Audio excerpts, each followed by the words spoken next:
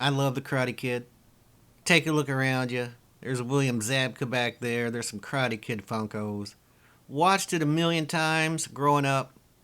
Watched it a million times with my friend Jay. Rest in peace. So in 2018, when this Cobra Kai series came out, I watched the first episode with much trepidation.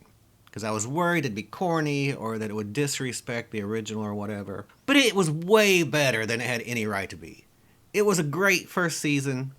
And ever since then, it's gotten a little more campier and over the top. But we've loved every minute of it, overall. And now that we've reached the conclusion, Season 6, for very few specific reasons we're going to get into, we're not mad about it, but we are just mildly disappointed. Just mildly disappointed.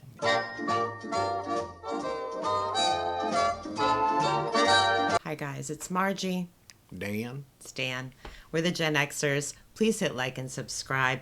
And also know that if you're watching this video and you have not watched Cobra Kai yet, you are going to get some spoilers, I'm afraid. So if you haven't watched it, go watch it, but come on back. Let's talk a little bit about the plot to Season 6 of Cobra Kai, their ultimate final season. They did end it with a bang, literally and figuratively. I mean, the stakes could not be higher. Right.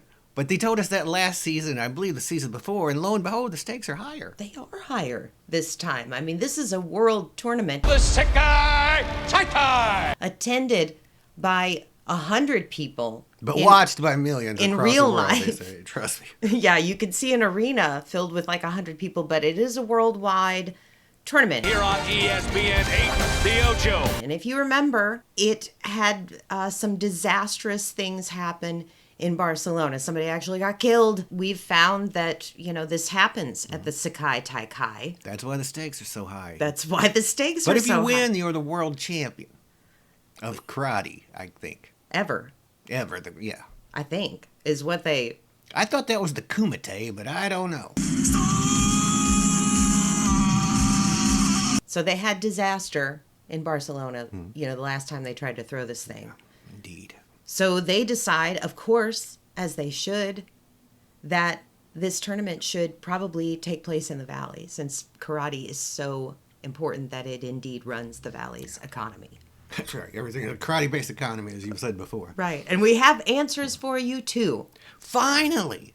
By the way, Through much detective work and deducing, Margaret has figured out where the Valley is. the Valley is San Fernando Valley in Burbank, California. If you go there, you better bring your high kick, your crane kick, because you're going to need it to pay for gas. You heard it here first, or maybe third or fourth or fifth. I think other people have figured it out, but Yeah, we did it independently. that's right. Independent journalism. Right. That's right. Free and independent journalism at its finest. So yeah, you have this Sekai Tai, the ultimate world tournament, is being held in the Valley, and you have your good versus evil, right? You've got good. Johnny and Daniel are united on the good side.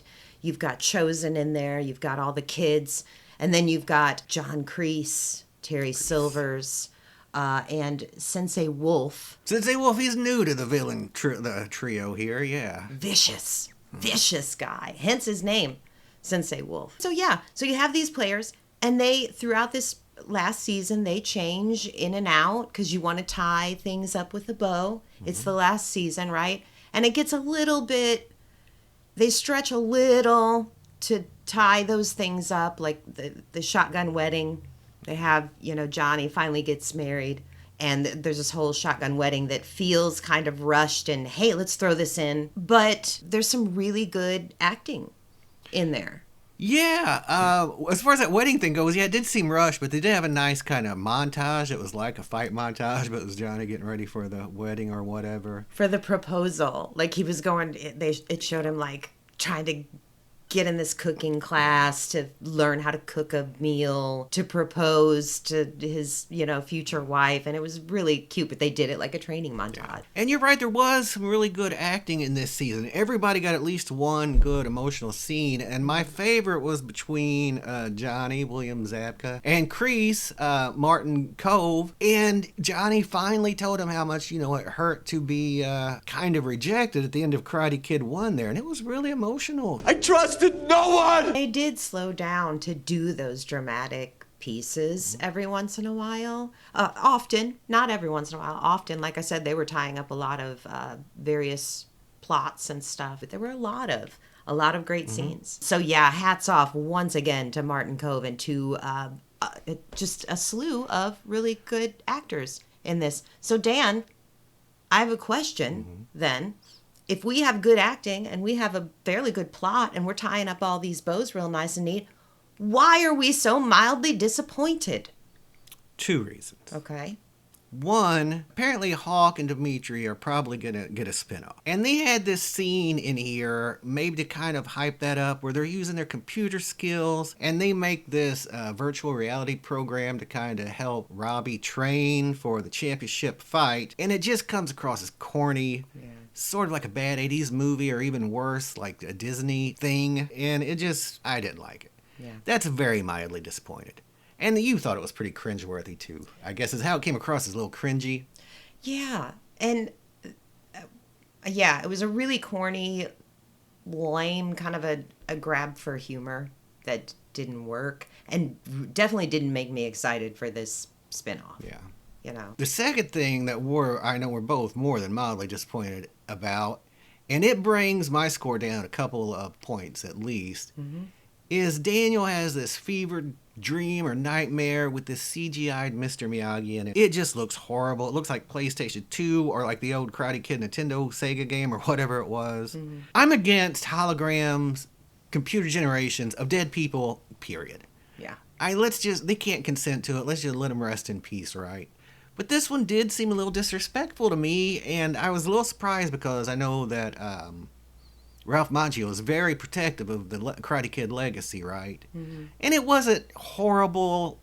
It didn't ruin the whole series for me.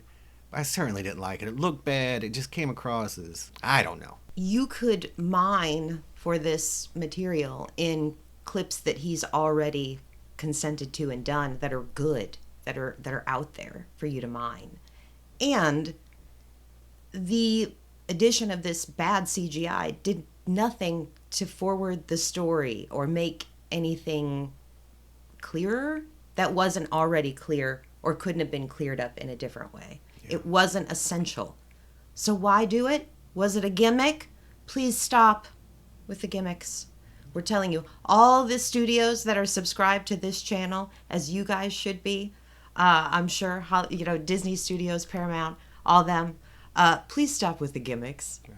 Give us depth. Give us something to chew on. We're tired of the gimmicks. I don't think Gen X is the audience they're after anymore. What? We're cutting edge. All right, honey. Overall, what would you give Cobra Kai?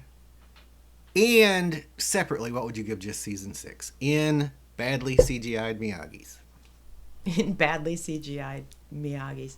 Okay, so season 6 would probably be 6 bad CGI Miyagi's. And 6 or 7, I'm going to say maybe 6.5 to 7. The plot is good. The acting is good. Martin Cove. Come for the Martin Cove. Stay for the Sakai Taikai. Mm-hmm. But that bad CGI Miyagi, I am very mildly disappointed in you. Overall, for the entire series, golly, 8.5 even. Mm-hmm. But again, that gimmick at the end, you didn't need to do that. For me, season 6, I'm going to go ahead and give it 7 badly CGI'd Miyagi's. I liked a lot about it, and I really liked the way they let Johnny go out. I don't want to spoil that for anybody, but it's good. The entire series, I'd probably give 9, 8.5 to 9. I really liked it. It was way better than I again, than I thought it was going to be when I first heard about this project way back in the 18s.